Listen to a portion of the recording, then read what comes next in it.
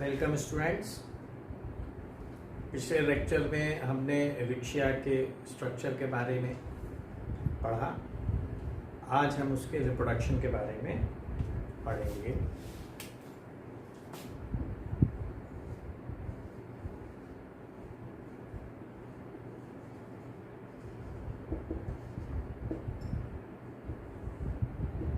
Reproduction जैसा कि आप जानते हैं, आपने एलई में भी देखा होगा, दो प्रकार का होता है, एसेक्सुअल एंड सेक्सुअल। एसेक्सुअल में आपने देखा होगा कि दो प्रकार के मोड्स होते हैं। एक जिसे हम वेजिटेटिव बोलते हैं और एक जिसे हम बोलते हैं कि बाय मीन्स ऑफ स्पोर्स, जो कि सेक्सुअल मेथड से ना बने हो, नॉन सेक्सुअल। तो ये जो दो कंडीशन है, इसे आपने एल्गी में पढ़ा हुआ है। लेकिन ब्राफाइट में अब एसेक्सुअल रिप्रोडक्शन का मतलब वेजिटेटिव रिप्रोडक्शन ही होगा, क्योंकि यहाँ पर किसी भी तरीके का कोई स्पोर वगैरह अब नहीं बनता है।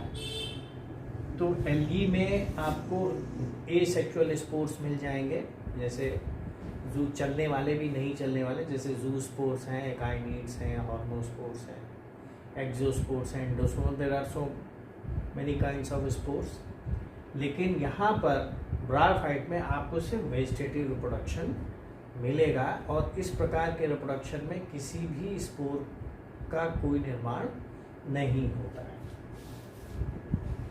तो हम एसेक्सुअल रिप्रोडक्शन को किसमें रिस्ट्रिक्ट कर देंगे? सिर्फ वेजिटेटिव टाइप। तो अगर आपसे एग्जाम में पूछा जाता है कि वेजिटेटिव रिप्रोडक्शन इन ब्राफाइट या वेजिटेटिव रिप्रोडक्शन इन रिक्शिया को डिस्क्राइब कीजिए, तो इसका मतलब है कि वो एसेक्सुअल है। या ये पूछा जाता है कि एसेक्सुअल रिप्रोडक्शन इन रिक्शिया है, तो उसका मतलब है कि वो वेजिटेटिव के बारे में पूछ रहा है। वेजिटेटिव का मतलब हो गया कि नॉन फर्टाइल रीजन, तो इस वजह से भी ये एसेक्सुअल ही है। अब इसमें नंबर 1 जो मोड है, जो कि सभी ब्राफाइट में, ज़्यादातर ब्राफाइट में होता है, ज़्यादातर एल्गी में भी होता है, वो क्या है?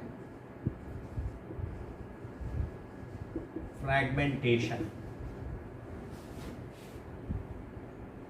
तो फ्रैगमेंटेशन किसके द्वारा होता है? एक तो हमने एल्गी में आपको बताया था कि बहुत सारे फिजिकल फोर्सेस होते हैं जिनकी वजह से बड़ा थैलस छोटे में टूट जाता है। वो फोर्सेस तो यहाँ है, लेकिन उसके अलावा भी जो फ्रैगमेंटेशन हो रहा है, किसकी द्वारा हो रहा है? By means of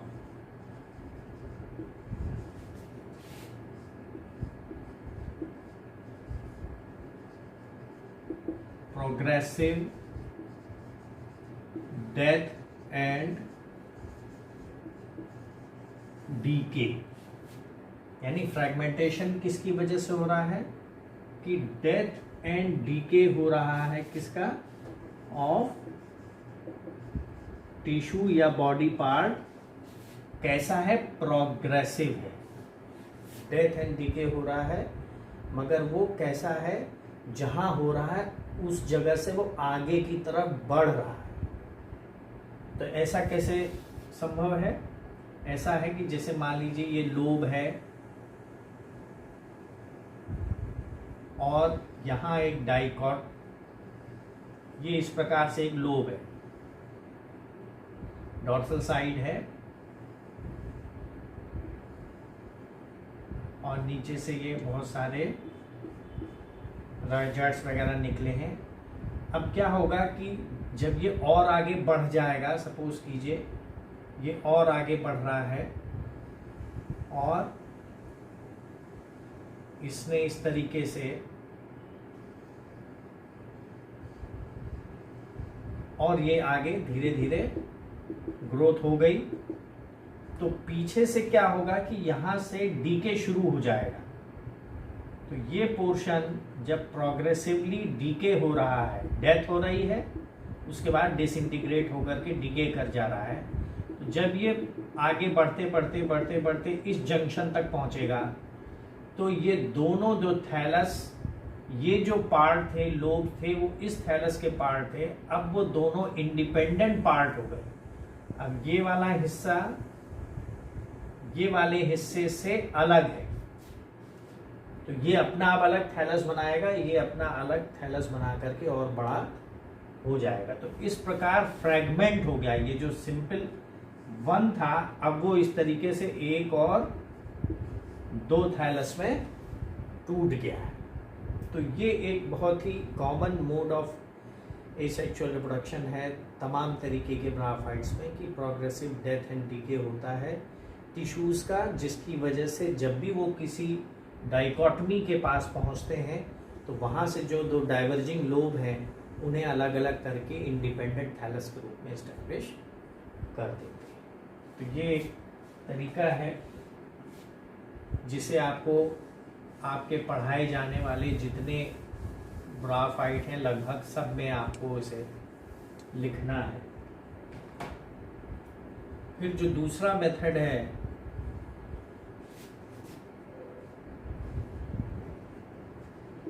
persistent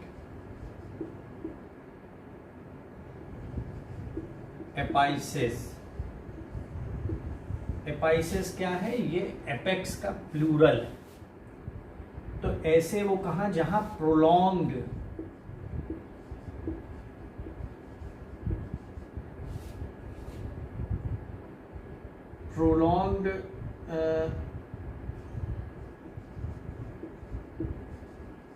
scarcity of water हो जाए, या हीट वेव प्रोलॉन्ग कर जाए, या ऐसा कंडीशन हो यानी जीरो फिटिंग कंडीशन हो जाए जो प्रोलॉन्ग हो रही है। प्रोलॉन्ग मतलब जो लंबी खिंच रही है। तो उसमें क्या होगा कि ये अगर थैलस है तो अत्यधिक गर्मी की वजह से, पानी की कमी की वजह से ये सारे के सारे जो थैलस का पोर्शन है ये डेड हो जाता है। लेकिन ये जो एपाइस का हिस्सा है, एपेक्स का जो हिस्सा है, ये जो है बहुतों में जैसे रिक्शिया क्रिस्टलाइना है या रिक्शिया डिस्कलर है, उसमें ये एक सेल के अंदर बचा रह जाता है। मतलब केवल इतना पोर्शन जो एपिकल मोस्ट पोर्शन है वो बचा रह जाता है। बहुत सी जगहों में जो एपाइस है वो जमीन में चली जाती है। जैसे पंजाब वगैरह में जो रिक्शिया डिस्कलर वगैरह मिलता है उसमें क्या है, एपाइस नीचे की तरफ जाके जमीन में चली जाती है। तो ये जमीन में जा करके एक परसिस्टेंट ग्रुप ऑफ सेल्स के रूप में एग्जिस्ट करती है। तो एज एंड व्हेन जब फेवरेबल कंडीशंस आते हैं तो वो जो एपेक्स है, एपिकल सेल जिसमें मौजूद है डोरमेंट स्टेज में, वो फिर से ग्रो करना शुरू करती है और एक नया थैलस बना देती है। तो परसिस्टेंट एपाइसिस की वजह से भी होता है। दूसरा, जब फेवरेबल कंडीशन भी हो यानी ग्रोइंग कंडीशन हो, फेवरेबल हो, तो बहुत सारे थैलस में कुछ ब्रांचेस निकलती हैं एपेक्स से, एपिकल पोर्शन से पीछे की तरफ वेंट्रल साइड से जो है कुछ छोटी छोटी ब्रांचेस निकलती हैं जिन्हें हम एडवेंटिशियस ब्रांचेस बोलते हैं। वो एडवेंटिशियस ब्रांचेस जैसे मान लीजिए ये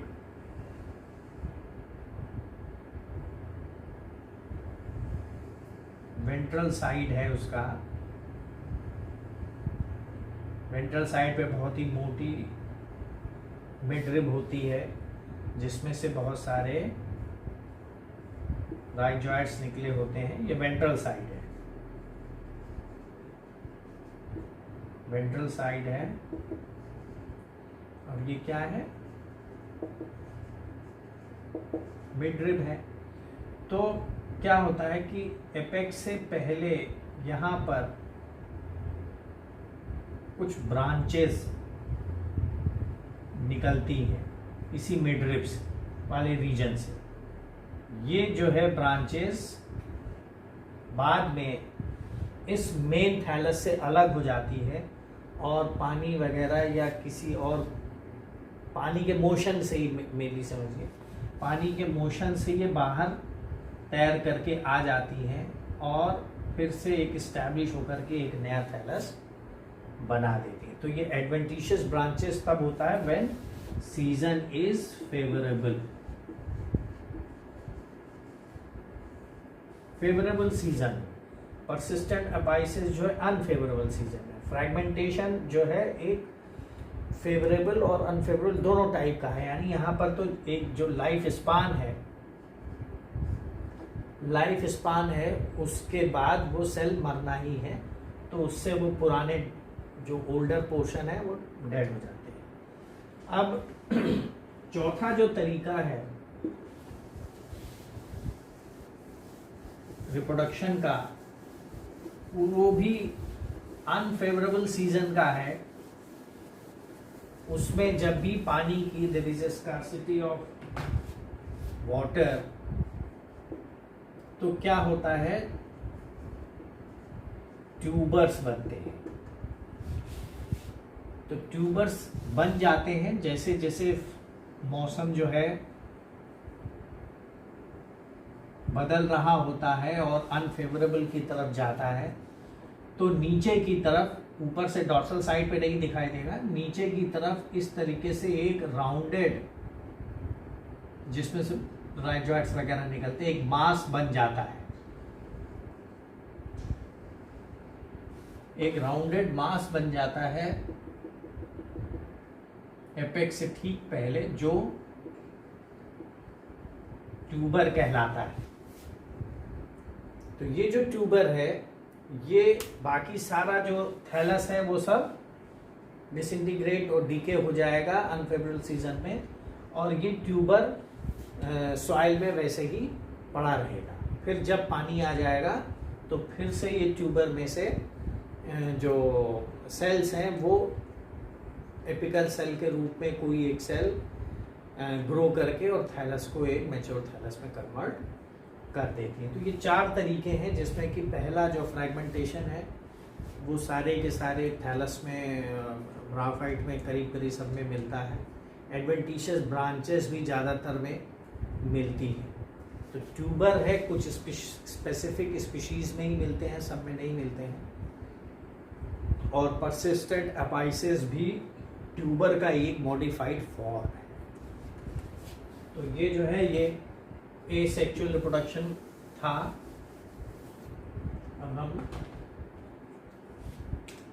सेक्सुअल रिप्रोडक्शन की बात करेंगे।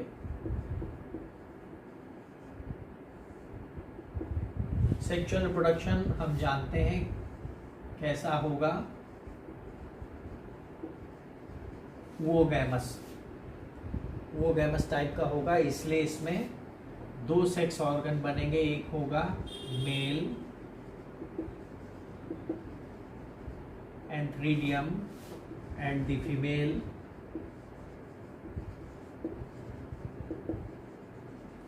आर्चिगोनियम। अब बहुत सारी स्पीशीज हैं जिनमें एंथ्रीडियम और आर्चिगोनियम एक ही थैलस पे बनता है। तो इसका मतलब वो कैसी हो गई, मोनोइशियस। और बहुत सारी ऐसी हैं, जैसे मोनोइशियस है, कौन सी हैं, रिक्शिया, गैंगेटिका, रिक्शिया,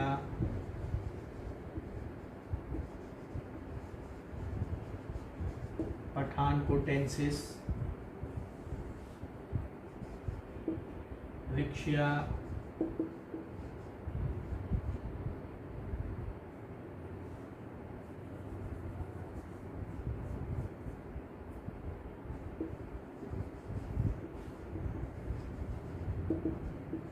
क्रिस्टलाइना एटसेट्रा, मोनोइशियस। और डायोइशियस मीन्स एंथ्रीडियम अलग थैलस पे, आर्चिगोनियम अलग थैलस पे। तो रिक्शिया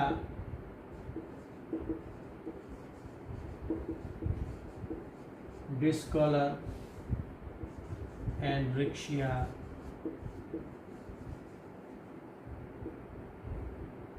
फ्रॉस्टाई,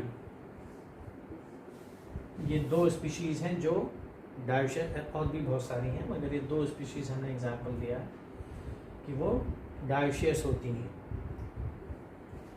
तो अब हम बात करते हैं कि ये सेक्स ऑर्गन कहाँ पर और किस प्रकार मिलते हैं। तो सेक्स ऑर्गन के मिलने का कोई स्पेसिफिक रीजन नहीं है इसमें कि किसी स्पेसिफिक रीजन पे मिलेगा, but they are generally found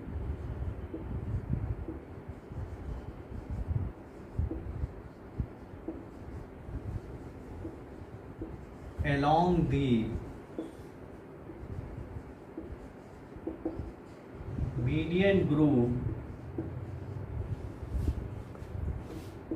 in an acropetal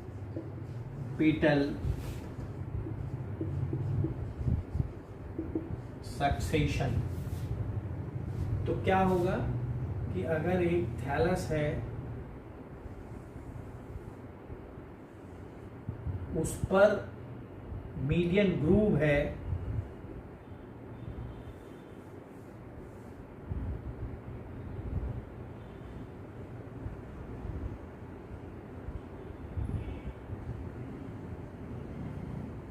median groove है जो ये डॉर्सल साइड है इसलिए वेंट्रल साइड नहीं है, तो उस पर इस तरीके से एपेक्स से पीछे की तरफ एक्रोपेटल सक्सेशन पे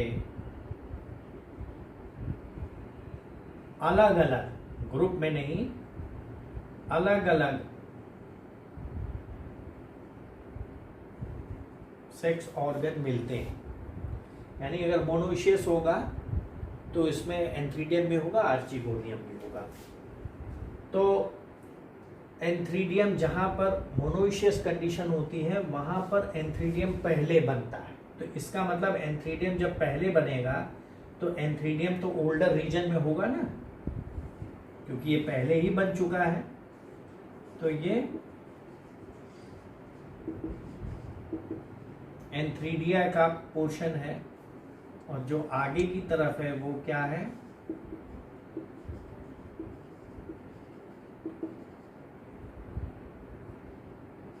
आर्चिगोनिया। तो इस प्रकार से बहुत सारे ऐसे स्पीशीज हैं जिसमें सक्सेशन में मिलता है, यानी एंथ्रीडियम है फिर आर्चिगोनियम है फिर एंथ्रीडियम है फिर आर्चिगोनियम है, इस प्रकार से भी मिलता है। और ज़्यादातर में मिक्स भी मिलता है, मतलब कि कहीं कुछ भी हो सकता है, लेकिन फिर भी एक जनरल इम्प्रेशन ये है कि जहाँ भी मोनोशियस कंडीशन है वहाँ एंथ्रीडियम पहले डेवलप होगा और इसलिए वो पीछे की तरफ चला जाएगा और आगे की तरफ आर्चिगोनियम होगा। उसका देखिए एक साइंटिफिक रीजन भी है, इसलिए कि एंथ्रीडियम पीछे ओल्डर पोर्शन में जा रहा है जहाँ पर खाने पीने की व्यवस्था धीरे धीरे कम हो रही क्योंकि ओल्डर सेल्स और टिश्यूज हैं, और आर्चिगोनियम जिसे अभी खाने पीने की ज़्यादा ज़रूरत है, जो डेवलपिंग जाइगोट है, जो स्पोरोफाइट बनेगा, तो इसलिए वो ज़्यादा थिकर पोर्शन में उनका रहना जरूरी, इसीलिए आर्चिगोनिया आगे की तरफ और एंथ्रीडियम पीछे की तरफ मिलते हैं। लेकिन ये दोनों भी मिलते हैं, ये कभी ग्रुप में नहीं मिलते, ये थैलस में अपने अपने चैम्बर में अलग अलग अकेले अकेले मिलते हैं। तो एंथ्रीडियम की बात करें अब हम,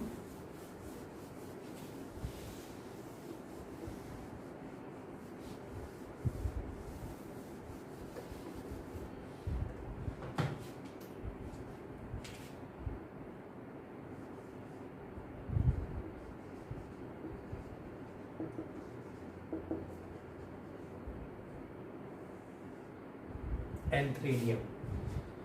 तो एंथ्रीडियम को अगर देखा जाए तो एंथ्रीडियम एक स्लाइटली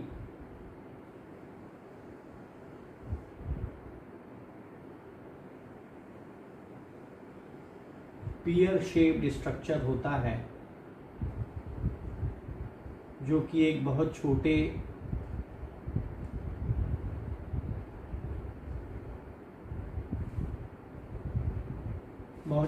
स्टॉक द्वारा बेस से जुड़ा होता है।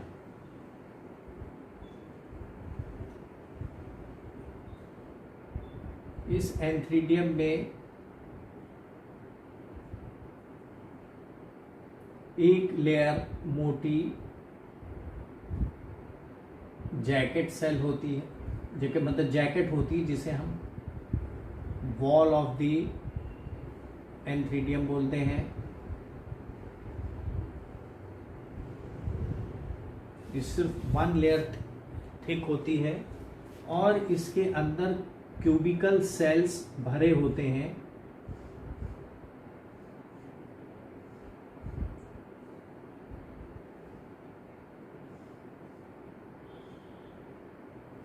क्यूबिकल सेल्स भरे होते हैं जिनमें हम इन बड़े बड़े सेल को एंड्रोगोनियल सेल्स बोलते हैं।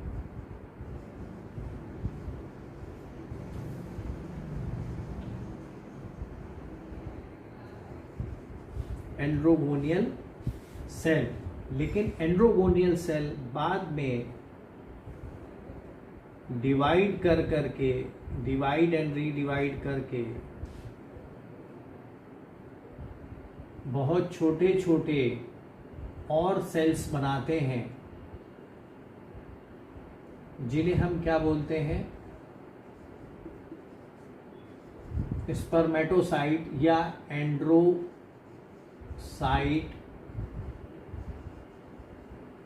Mother cell. ठीक है, तो ये एक जनरल स्ट्रक्चर है।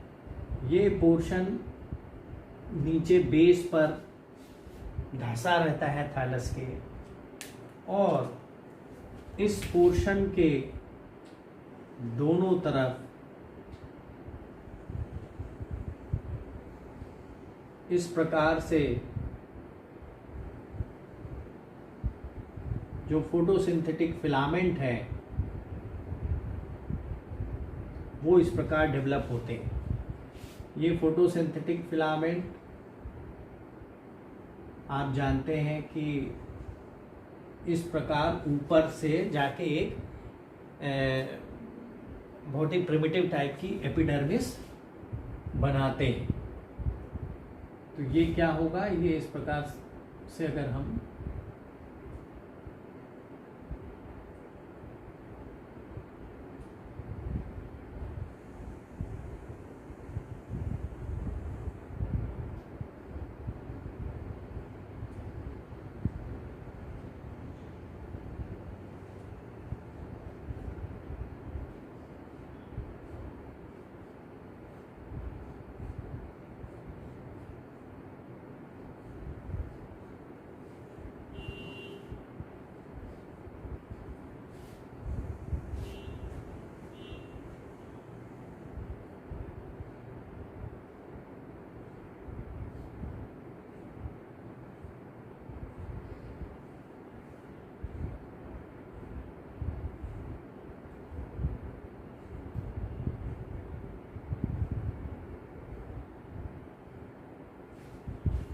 तो ये क्या हुआ, इसने क्या बना लिया, एक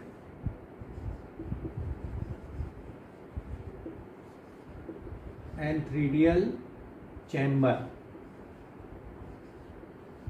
जिसमें सिर्फ एक एंथ्रीडियम है एक बार, और ये क्या है, एक एंथ्रीडियल कैनाल है जो कि ऊपर की तरफ खुलती है। यहाँ पर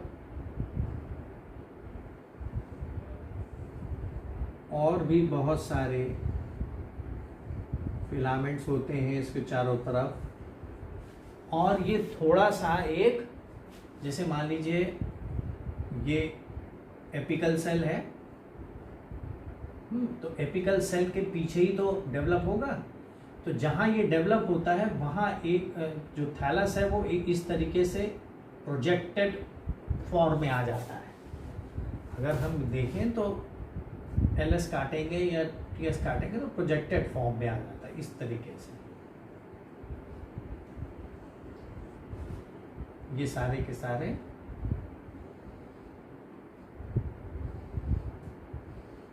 फिलामेंट है।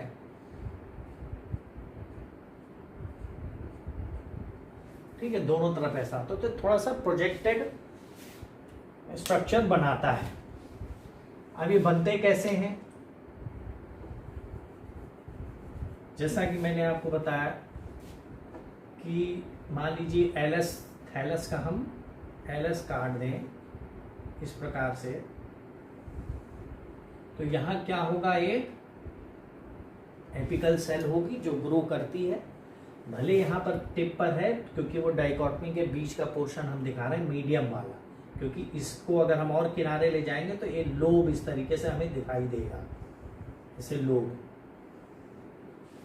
ठीक है, तो ये जो एपिकल सेल है उससे कुछ दूर पहले कोई सेल पैपिलेट हो जाती है, यानी जिसे बनाना है वो इस तरीके से पैपिलेट हो जाएगा। तो ये सेल कौन सा हो गया? Antheridial initial. कौन सी सेल होगी? Antheridial initial.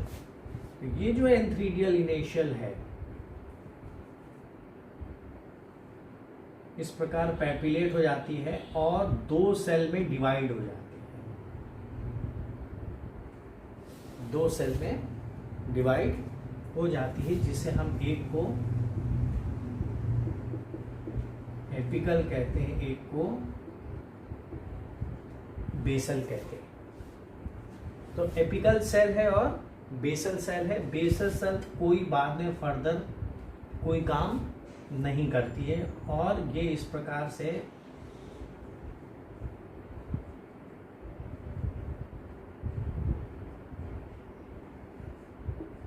थैलस के अंदर धसी रह जाती। ऊपर वाली सेल क्या है? फिर से एक हॉरिजेंटली डिवाइड करेगी, जिसमें हम अपर सेल और लोअर सेल बोलेंगे, और उसके बाद फिर से एक और बार हॉरिजेंटली डिवाइड करके इस प्रकार से एक 4 सेल का एक फिलामेंट बना लेती है, जिसमें कि ये वाला जो है ये बेसल सेल वाला पोर्शन है। तो इसमें हम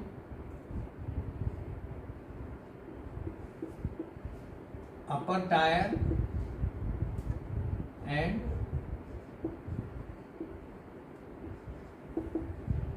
लोअर टायर कहते हैं। ये जो लोअर टायर है ये स्टॉक बनाता है। कौन सी चीज बनाता है? स्टॉक। तो ये तो स्टॉक ही बनाएगा, यानी 2 है, लेकिन ऊपर वाला सेल क्या करेगा? अब ऊपर वाले को देखिए,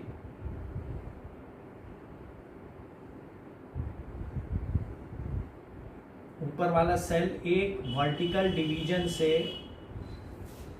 2 ऊपर 2 नीचे 4 सेल में बदल जाएगा। और जैसे इस प्रकार से मान लीजिए हम एक टॉप व्यू देखें तो एक वर्टिकल डिवीजन होगा, तो एक सेल ये बनेगा, एक सेल ये बनेगा। उसी के बाद उसके राइट एंगल में फिर एक वर्टिकल डिवीजन होगा, यानी 2 कंसेक्यूटिव वर्टिकल डिवीजन होते हैं, जिसमें कि एक टायर में 4, यानी यहाँ भी 4 और यहाँ भी 4। तो इस प्रकार से ये बेसल पोर्शन है टायर का। इस प्रकार से यहाँ पर एक ऑक्टेंट बन जाता है, ऑक्टेंट।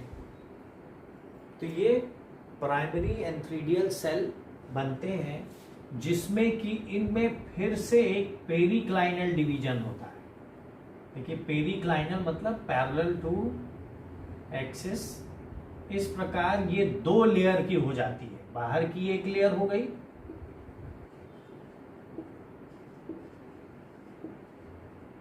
और ये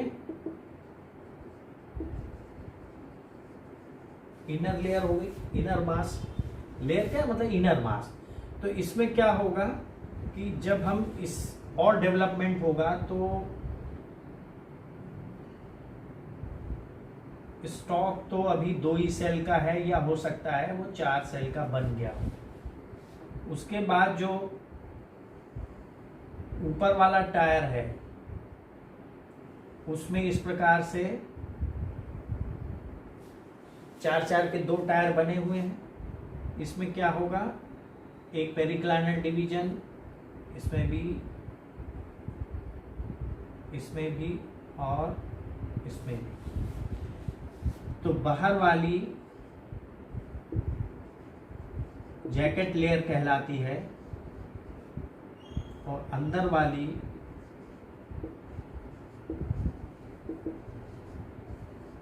एंड्रोगोनियल सेल्स कहलाती है। अब इनमें बहुत सारा डिवीजन होता है और ये चूंकि पेरिक्लाइनल डिवीजन सिर्फ एक बार होता है इसलिए जैकेट जो है सिर्फ एक ही लेयर की होती है, सिंगल लेयर जैकेट, जिसे हम वॉल ऑफ द एंथ्रीडियम बोलते हैं, एंथ्रीडियल वॉल। तो इसमें बहुत सारा डिवीजन होता है। तो इस तरीके से क्यूबिकल सेल्स बन जाते हैं। जो कौन से सेल हैं, एंड्रोगोनियल सेल। तो ये वाला जो पोर्शन है जिसमें कि ये स्टॉक है और ये एंथ्रीडियम प्रॉपर है, इसमें वॉल और एंड्रोगोनियल सेल हैं। ये वाला चीज बाद में मैच्योर होकर के इस तरीके से एंथ्रीडियम बनाता है।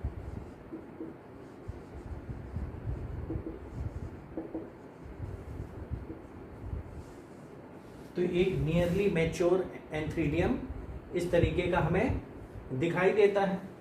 ये एंड्रोसाइट जो एंड्रोगोनियल सेल थी ये बगैर अपने वॉल यानी अपनी साइज बढ़ाए सब डिवाइड करती है और बहुत सारे छोटे छोटे सेल्स को बनाती है जिसे हम एंड्रोसाइट मदर सेल बोलते हैं। तो एंड्रोसाइट मदर सेल जब इसे हम बोल रहे हैं तो इसका मतलब है कि ये क्या बना रही होगी, एंड्रोसाइट बना रही होगी इस तरीके से।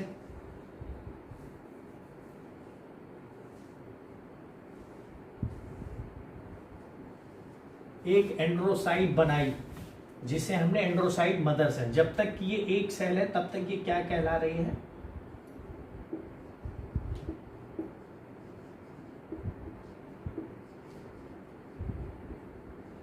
Mother cell. तो एंड्रोसाइट मदर सेल फिर क्या करती है, एक डायगोनल डिवीजन द्वारा 2 हिस्सों में बढ़ जाती है। तो एंड्रोसाइट मदर सेल जब 2 हिस्सों में बढ़ जाती है तो दोनों हिस्से क्या कहलाते हैं, एंड्रोसाइट। तो जब तक बटे नहीं है तब तक कि ये एंड्रोसाइट मदर सेल है। जैसे इसको मैं अगर 2 भाग में ऐसे बांट दूं तो अब ये क्या हो गया, इसने 2 एंड्रोसाइट बना ली, 2। इसका जो प्रोटोप्लाज्म है वो रिट्रैक्ट होता है और एक कॉमा शेप स्ट्रक्चर बना लेता है इस प्रकार से दोनों तरफ।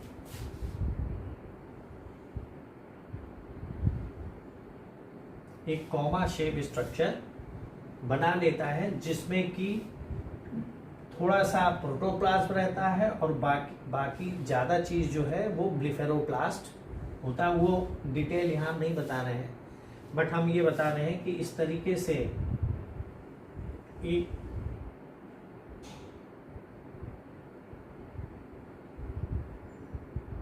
स्पिंडल शेप या एक कॉइल्ड स्ट्रक्चर बनता है जिसके एक तरफ 2 विप्लैश फ्लैजिलम होते हैं और एक तरफ थोड़ा सा प्रोटोप्लास्ट लगा होता है और ये जो पूरा हिस्सा है ये न्यूक्लियर मटेरियल का बना होता है। ये अब क्या कहलाता है? एंथ्रोजॉयड या स्पर्म।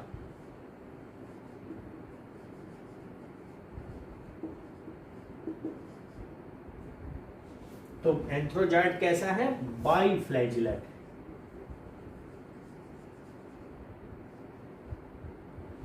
फ्लैजिला है ये एंथ्रोजॉयड की या स्पर्म की बॉडी है। तो इस तरीके से सब इसी में ट्रांसफॉर्म होकर के बहुत सारे एंथ्रोजॉयड बन जाते हैं। कुछ समय बाद आफ्टर सम टाइम जो एंड्रोसाइट की वॉल है वो विस्कस मटेरियल में कन्वर्ट हो जाती है। यानी अब क्या होगा कि ये जो एंथ्रीडियम है, अब इसमें जितने भी सेलुलर डिटेल था वो सब खत्म हो जाता है।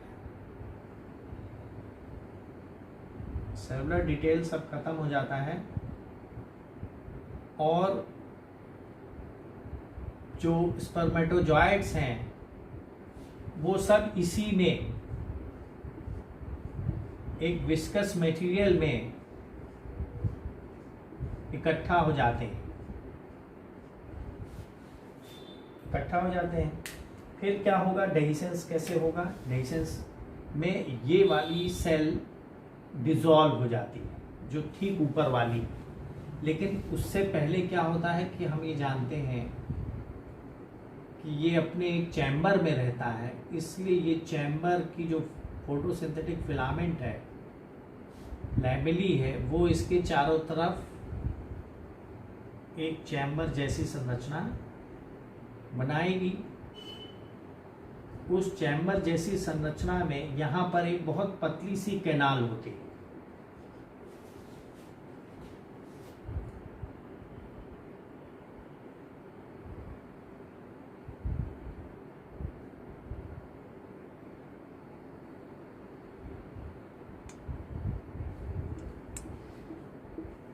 तो क्या होता है कि अगर कोई ओस की बूंद पड़ी हो या बारिश की बूंद हो या कहीं से कोई वाटर ड्रॉप आ जाए तो वो इसके अंदर एंटर कर जाता है एंथ्रीडियल कैनाल के थ्रू, और यहाँ वाली सेल उस वाटर को एब्जॉर्ब करके डिसॉल्व हो जाती है। अब क्या होता है कि ये जो विस्कस मटेरियल है ये धीरे धीरे एकदम से नहीं, धीरे धीरे वो बाहर आ जाता है। और जब बाहर आ जाता है तो इसके ही साथ ड्यू टू सरफेस टेंशन, इसके ही साथ ये जो एंथ्रोजॉयड है ये भी बाहर सरफेस पर आ जाते हैं, क्योंकि सरफेस इस प्रकार से है, प्रोजेक्टेड है, और इस प्रकार से सरफेस है। तो यहाँ बाहर की तरफ एक पानी की लेयर के थ्रू बहुत सारे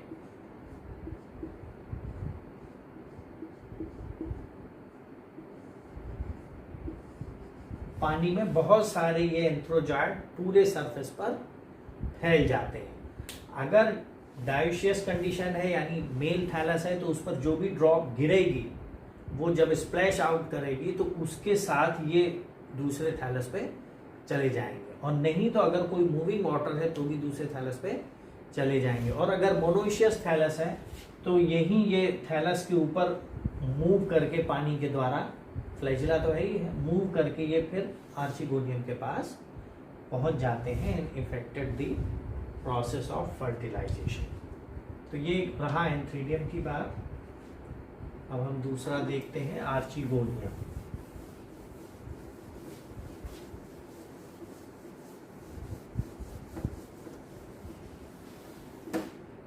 नेक्स्ट जो अदर सेक्स ऑर्गन है वो क्या कहलाता है?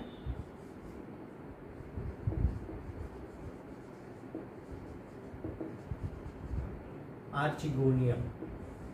आर्चिगोनियम हमने आपको इंट्रोडक्शन में बताया था कि एक फ्लास्क शेप्ड स्ट्रक्चर है। आर्चिगोनियम एक फ्लास्क शेप्ड स्ट्रक्चर है जो कि नीचे की तरफ एक स्वोलन पार्ट में टर्मिनेट होती है, जिसमें कि एग पाया जाता है। ये जो नेक है, नेक जो है वो चारों तरफ से नेक कैनाल, वो नेक सेल्स द्वारा, नेक के जैकेट सेल्स द्वारा घिरी रहती, surrounded by 6 vertical rows of neck jacket cells, जिसे हम नेक बोलते हैं, नेक। और ये जो अंदर वाली चीज है इसे क्या बोलते हैं? नेक कैनाल, वही जो अंदर की तरफ खुलती है। तो ये जो नेक कैनाल है, it is surrounded by a jacket of 6 vertical rows of cells। ये जो वर्टिकल रोज है, ये इनकी संख्या कितनी है? 6। कैसे है? जैसे मान लीजिए ये एक नेक कैनाल का पोर्शन है और उस नेक कैनाल के पोर्शन में चारों तरफ जो जैकेट है उसकी संख्या कितनी है? वर्टिकल रोज की संख्या कितनी है? 6। तो ये जो है 6 जैकेट सेल है, जिसे हम नेक सेल भी बोलते हैं। और ये जो बीच वाला है, ये क्या है? नेक की कैनाल है। इस नेक कैनाल में 4 सेल्स पाए जाते हैं, जो जिनमें वॉल वगैरह नहीं होती है, प्रोटोप्लास्ट होता है। उन्हें हम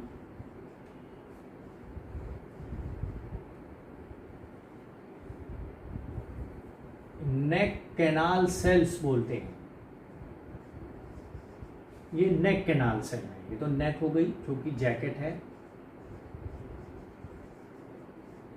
नेक कैनाल ये भी है, ये भी है और ये भी है, नेक कैनाल सेल्स।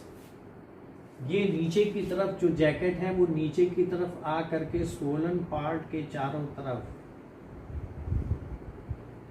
एक कवरिंग बनाता है, सिंगल लेयर्ड, डबल लेयर्ड नहीं होता है,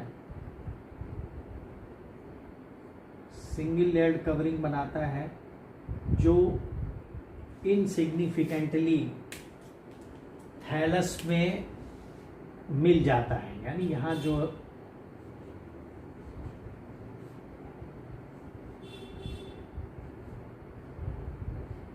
वेंट्रल स्टोरेज रीजन है, उसके सेल्स में ये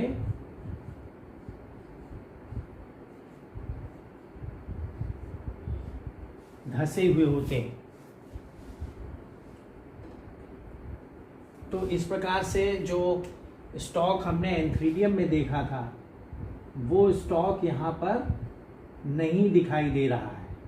तो इसलिए हम क्या बोलेंगे कि यहाँ जो आर्चिगोनियम है वो सेसाइल है, फ्लाश शेप्ड भी है लेकिन सेसाइल है। और उसी तरीके से जैसे कि एंथ्रीडियम में था, इसका भी एक चैम्बर होता है जो किससे मिलके बना होता है? फोटोसिंथेटिक फिलामेंट्स, जो इसे चारों तरफ से ढके रहते हैं। बस यहाँ थोड़ा सा डिफरेंस ये है एंथ्रीडियम और आर्चिगोनियम में कि एंथ्रीडियम प्रोजेक्टेड होता है, मगर आर्चिगोनियम जो है उसकी नेक करीब करीब सरफेस तक पहुंचती है, लेकिन प्रोजेक्टेड नहीं होती। तो ये सरफेस तक पहुंच जाती है। और ये जो फोटोसिंथेटिक लैमेली है, ये चारों तरफ से इसका एक चैम्बर बनाए रहते हैं, जिसे हम आर्चिगोनियल चैम्बर भी, एक इंसिपिएंट टाइप का चैम्बर है। ऐसा कोई वैसा चैम्बर नहीं है जो वाटर टाइट हो, लेकिन हाँ एक पिट टाइप स्ट्रक्चर होता है। तो ये चैम्बर है जिसमें कि आर्चिगोनियम के ऊपर 4 कवर सेल होते हैं, यानी इस प्रकार से 4 होंगे कवर सेल जो बाद में हट जाते हैं। तो ये एक बेसिक स्ट्रक्चर है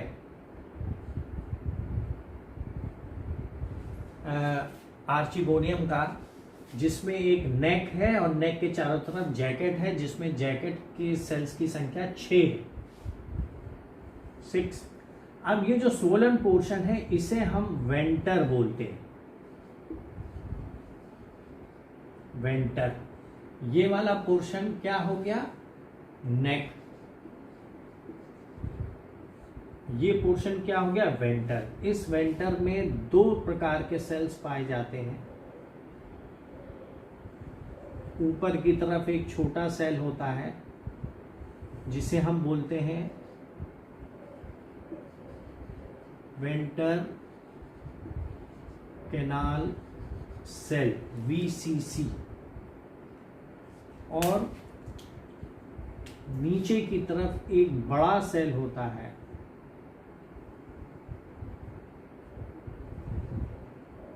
जिसे हम बोलते हैं एग।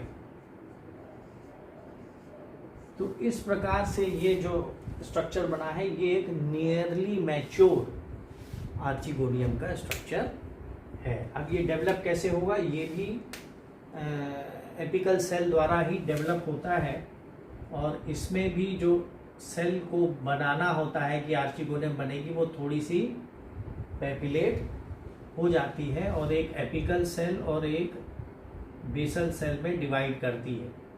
बेसल सेल फर्दर कोई डिवीजन नहीं करती और इनसिग्निफिकेंटली रोल रहता है, उसका कुछ नहीं है।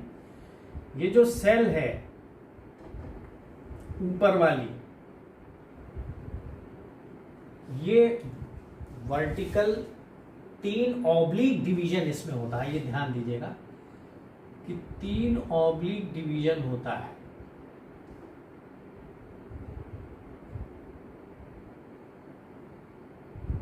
तीन ऑब्लिक डिवीजन से ये एक सेंट्रल सेल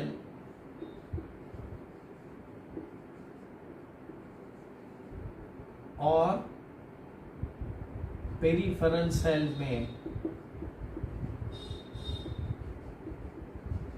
कन्वर्ट हो जाती है इस प्रकार। फिर क्या होता है कि ये जो बाहर वाली सेल है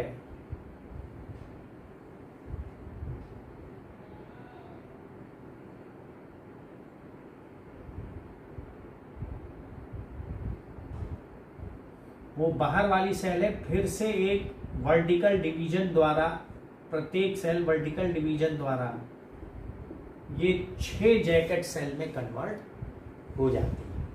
अब ये 6 जैकेट सेल में कन्वर्ट हो गए, तो अगर इसको हम, ये तो हम टॉप व्यू देख रहे हैं, अगर इसको साइड व्यू देखें तो क्या होगा? हमें एक सेंट्रल सेल दिखाई देगी और उसके एक तरफ एक जैकेट सेल दिखाई देगी और एक तरफ एक जैकेट सेल दिखाई देगी, यही वाली, जिनकी संख्या कितनी है? 6 है। अब ये सेल 2 में बढ़ जाता है, 2 टायर में बढ़ जाता है, पूरा का पूरा हिस्सा हॉरिजॉन्टल डिवीजन द्वारा ये 2 टायर में बढ़ जाता है। एक जो होता है अपर और ये लोअर। ये वो वाला लोअर नहीं है जो यहाँ दूसरा पहले लोअर था। तो अब ये क्या होगा? ये क्या बनाएगा? ऊपर वाला हिस्सा नेक का रीजन बनाएगा और ये लोअर वाला हिस्सा क्या बनाएगा? वेंटर का रीजन बनाएगा। तो लोअर वाली सेल डिवाइड करती है और इस तरीके से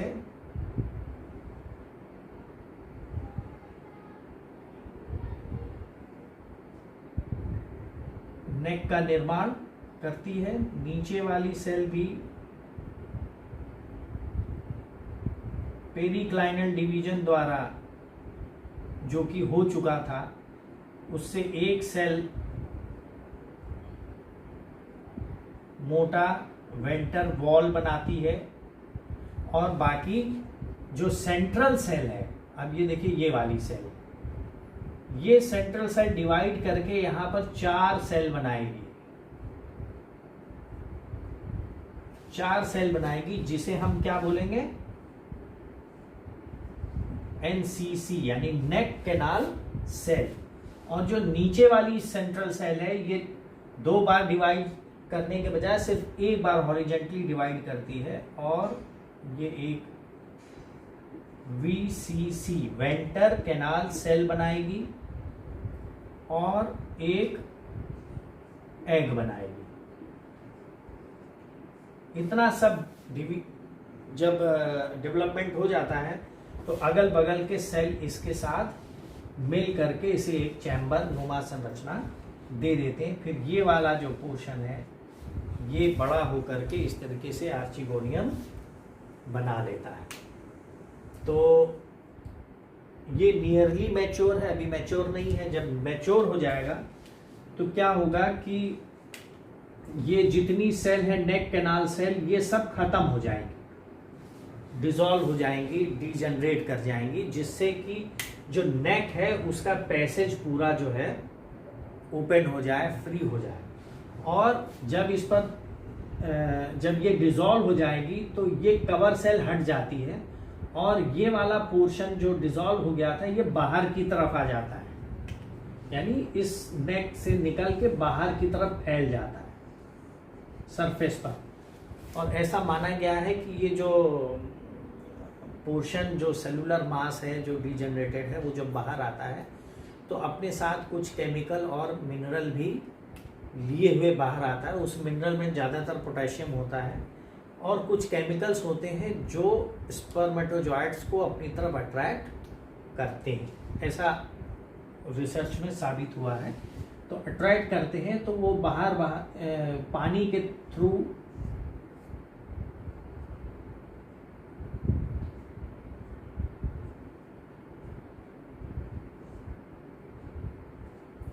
स्पर्मेटोजॉइट पानी के थ्रू आ जाते हैं और इससे होते हुए कैनाल से होते हुए एग को पहुंच करके फर्टिलाइज कर देते हैं। जब ये फर्टिलाइज हो जाता है तो अपने चारों तरफ एक लेयर और बना लेता है and it converted into a zygote.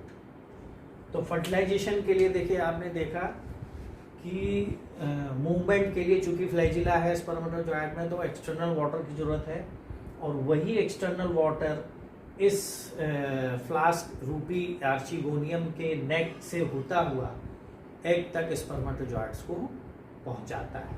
तो फर्टिलाइजेशन होने के बाद this egg become zygote at it remains inside the archegonium. बाहर रिलीज नहीं होगा जाइगोट और न ही कोई रेस्टिंग स्टेज होती है। जाइगोट यहाँ आकर के जैसे बनता है फिर से अब जाइगोट हो गया, अब जानने 2n हो गया है। बाकी जितना अभी तक था वो क्या था, n था, यानी जो हमारा थैलस है वो क्या है, वो n है, यानी गैमिटोफाइट है।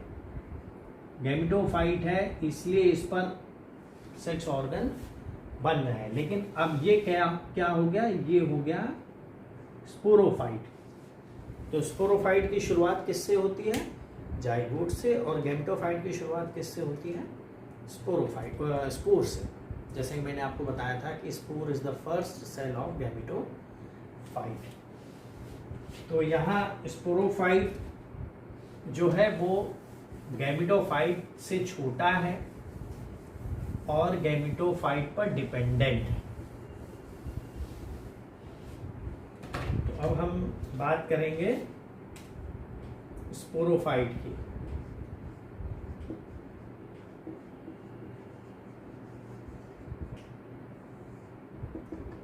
स्पोरोफाइट में भी एक हमारे पास क्या है, जाइगोट है। जाइगोट जो है हॉरिजॉन्टल डिवीजन द्वारा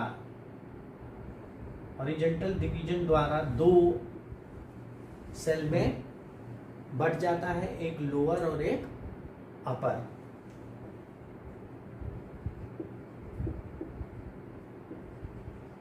अपर सेल, लोअर सेल। ये क्या है?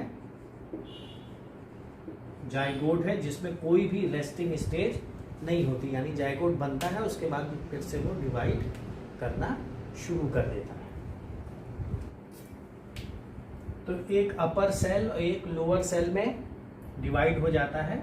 उसके बाद एक वर्टिकल, 2 कंसेक्यूटिव वर्टिकल डिवीजन होते हैं। जैसे इस समय अगर एक डिवीजन होगा तो ये टॉप व्यू में 2 सेल का बना हुआ दिखाई देगा, यानी 1 2 3 4 क्वाड्रेंट बन गया। अगर इसी में एक और डिवीजन हो जाए तो इस प्रकार 1 2 3 4 के 2 टायर हो जाते हैं, जिसको हम ऑक्टेंट बोलते हैं। इस ऑक्टेंट के बाद वो जो जाइगोट जो अब डिवाइड कर रहा है, एम्ब्रियो बना रहा है, वो एक स्मॉल ग्रुप ऑफ सेल्स बनाता है, जिसमें बाहर की तरफ, यानी बाहर वाले सेल जो है वो एक जैकेट लाइक स्ट्रक्चर बना देते हैं एंटीक्लाइनल डिवीजन के द्वारा, और ये जो जैकेट है ये बीच में बीच में स्थित दूसरे सेल्स के चारों तरफ एक जैकेट बना देता है। तो ये क्या होता है? ये एक वॉल लेयर हो जाती है, वॉल लेयर। ये क्या हो रहा है? ये सब इसी के अंदर हो रहा है। अभी ये चीज कहीं बाहर नहीं निकली है, ये इसी के अंदर डेवलप करेगा। और मैं आपको ये बता दूं कि जब ये डेवलप करता है तो ये जो वेंटर वाला रीजन है, वेंटर वाला रीजन है, ये डबल लेयर्ड हो जाता है।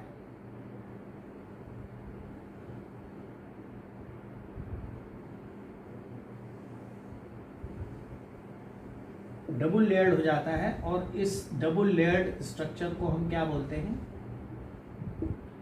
कैलिप्ट्रा। ये जो पूरा है ये क्या कहलाता है? कैलिप्ट्रा। तो वो भी develop side by side develop कर रहा है, और बीच में क्यूबिकल सेल्स,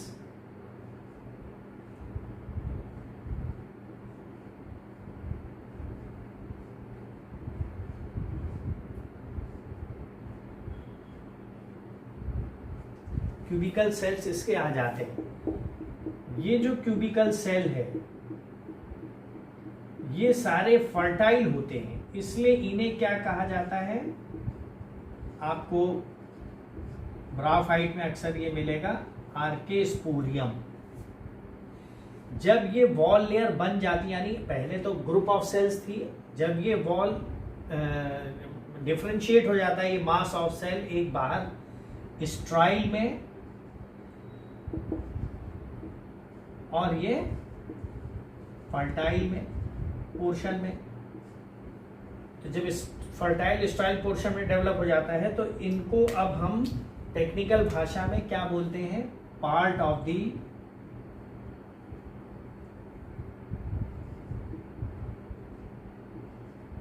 एम्फीथीसियम, और ये पार्ट ऑफ द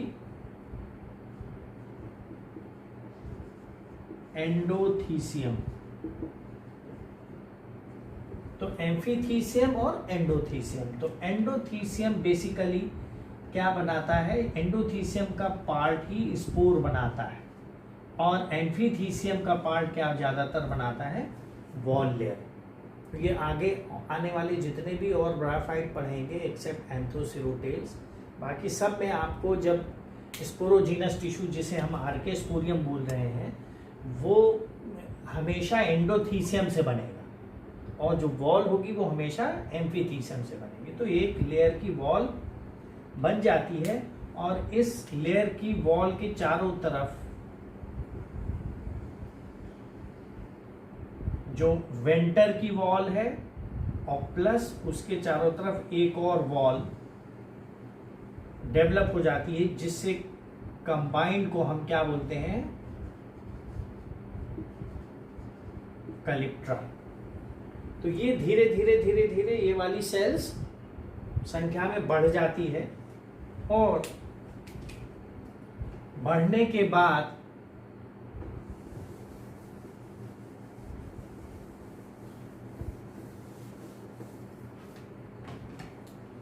बढ़ने के बाद ये देखिए, ये हम कलिप्ट्रा बना रहे हैं और कलिप्ट्रा के अंदर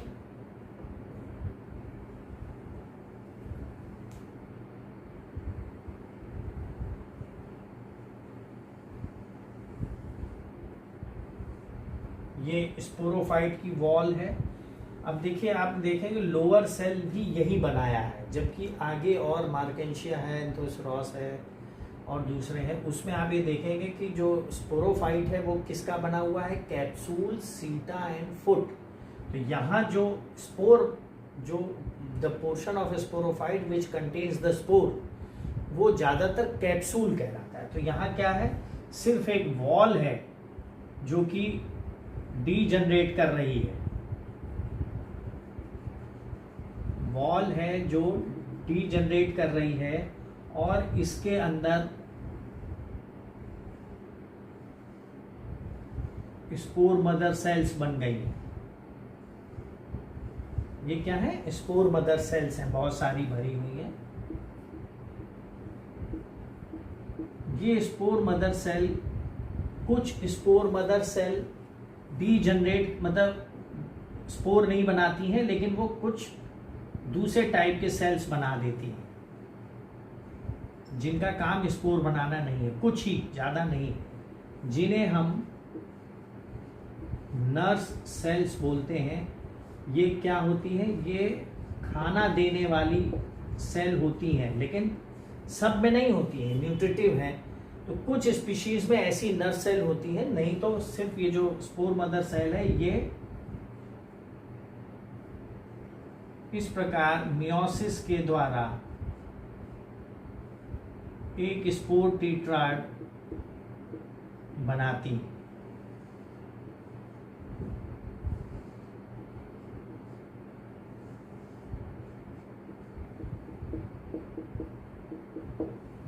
स्पोर टीट्राड बना, मैंने इसी में दोनों फेज दिखा दिया है कि पहले स्पोर मदर सेल है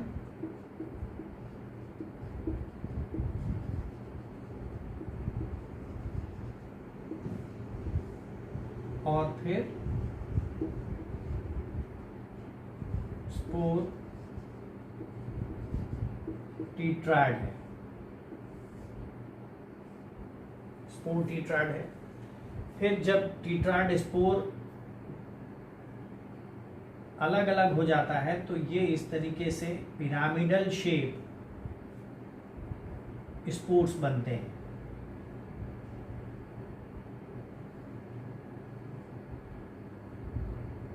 जिनके ऊपर इस तरीके से ऑर्नामेंटेशन भी होता है।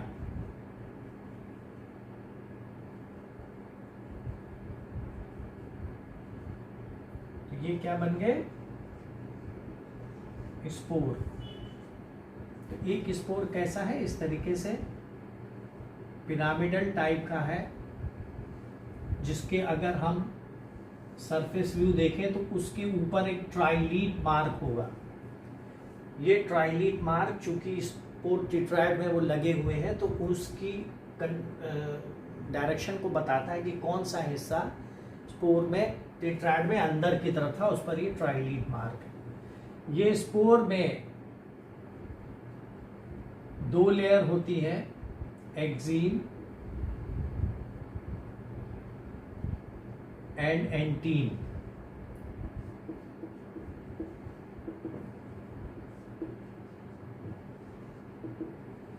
इंटीन। अच्छा, ये तो स्पोर बन गया, क्योंकि स्पोर जब बनता है उस समय तक ये जो स्पोर वॉल है ये डीजनरेट सी हो जाती है और जो दो डबल लेयर्ड कलिप्ट्रा था वो भी सिंगल लेयर्ड ही बचता है। यानी जो स्पोरोफाइट है, जो 2 एंड सेल है, क्योंकि कलिप्ट्रा क्या है, ये तो एंड है ना, ये तो गैमेटोफाइट से बना है। ये वॉल और ये सेल किससे बने हुए हैं, डिप्लॉयड से। बाद में स्पोर फिर से हैप्लॉयड बन गए। तो यहाँ क्या हुआ कि जो स्पोरोफाइट है it is represented only by a mass of spores, spore mother cell. बस उसी स्पोर मदर सेल के अंदर स्पोरोफाइट मतलब जिसे हम कैप्सूल मान लें कि it is represented only bye capsule जिसकी वॉल भी डीजनरेट कर गई है, तो उसमें ये सारे के सारे स्पोर भरे होते हैं और ये इस तरीके से, मान लीजिए ये फोटोसिंथेटिक रीजन है, ये इस तरीके से एक अपने चैम्बर जो ये बना हुआ था, ये वाला जो चैम्बर बना हुआ था जो इतना इस तरीके का था, वो भी इस तरीके का बड़ा हो जाता है और इस तरीके से बड़ा हो जाता है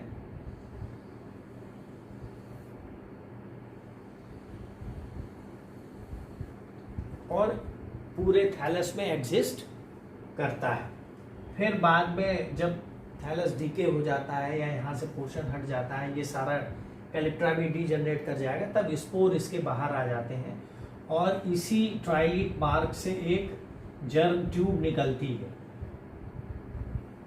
जर्म ट्यूब निकलती है ट्राइलीट मार्ग से और वो आगे की तरफ सेल बना करके एक पिरामिडल एपिकल सेल का निर्माण करती है, जो कि डेवलप करके फिर से एक थैलस बना देता है। तो क्या हुआ यहाँ पर, स्पोरोफाइट कैसा है? Sporophyte is only represented by capsule, और कैप्सूल यानी नो फुट एंड सीटा दोनों नहीं होते, केवल कैप्सूल होता है, वो भी मैच्योर स्टेज पर कैप्सूल भी नहीं बचता है, उसकी कोई वॉल वगैरह भी सब डीजनरेट कर जाती है, केवल हैप्लॉइड स्पोर्स बचते हैं जो कि एक कैलिप्ट्रा द्वारा बनाई हुई कैविटी के अंदर बंद रहते हैं। फिर जब वो डिस्पर्स हो जाता है स्पोर, तो स्पोर एक जर्म पोर द्वारा एक जर्म ट्यूब निकालेगा और एक एपिकल सेल बन जाएगी जो बाद में एक थैलस को बना देगी। तो ये जो एक आपने आज पढ़ा है, ये रिक्शिया का सेकंड पार्ट है जिसमें हमने रिप्रोडक्शन को टेकअप किया है। इसे आप अपने किताब से कंपेयर करके पढ़ सकते हैं। Thank you for watching.